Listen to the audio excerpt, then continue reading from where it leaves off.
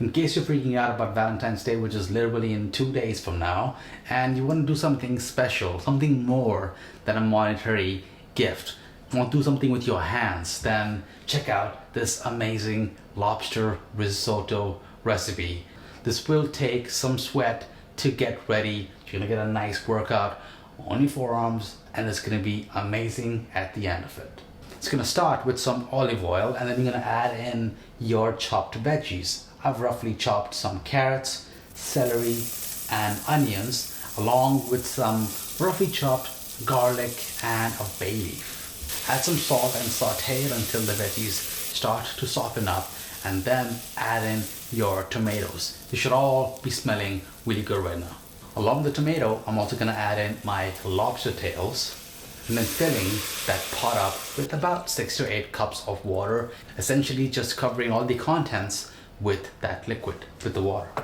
Then you want to bring that up to a boil, and we don't really want to overcook that lobster. So just check on the lobster. Most likely by the time the water has come up to a boil, the lobster should be done, but it could be done earlier, so just keep a close eye and look for opacity in the meat. Let that stock continue to bubble as you look at the lobster.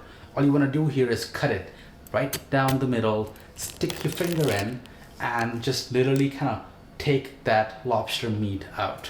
You may mess up the first couple of times, but you'll get the hang of it for the next time and for the future. You want to just roughly chop up that lobster meat and then set that aside for now, and then return the shells back into that pot with our stock.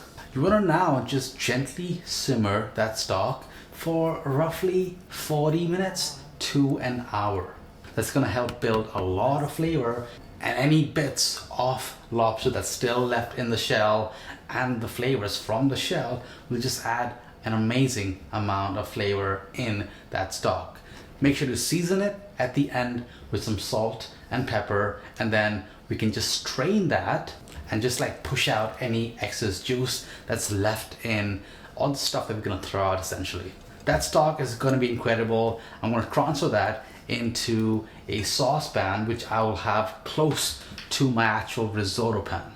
Now, in case I do run out of the stock that I made, I have some vegetable stock, but I'm gonna only use that in case I run out and I have to add more stock into the risotto to get the rice done.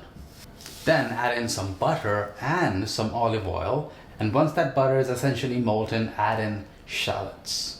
Saute that until the shallots start to sizzle, brown a little bit, and everything will just be very fragrant. Then add in the arborio rice, and you want to kind of cook it slightly until the grains are just really nicely coated in that oil.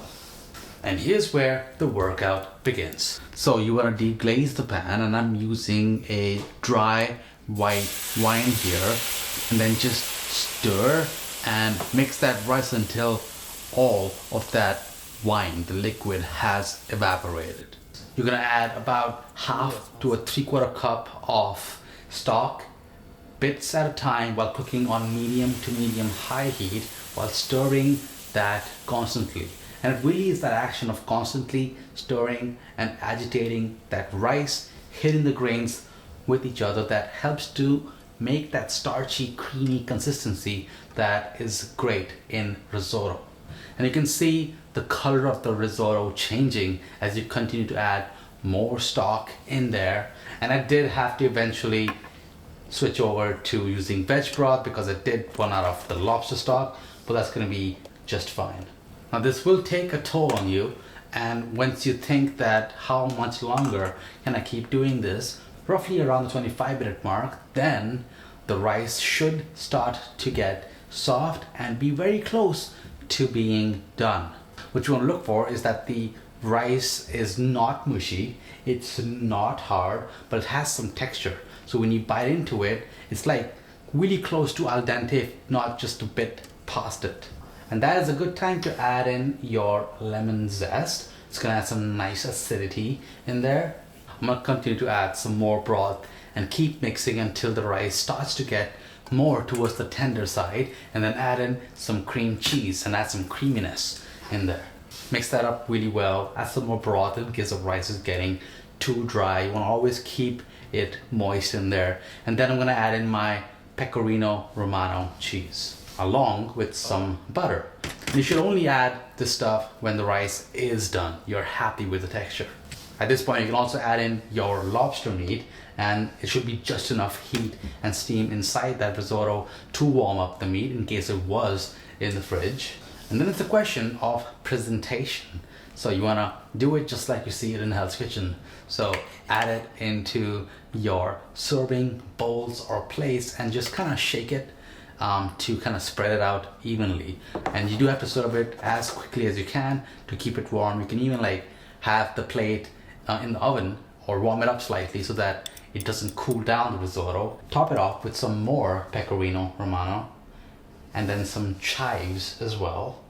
And grab a fork and dig in, because this meal will be amazing. I'll see you on the next one.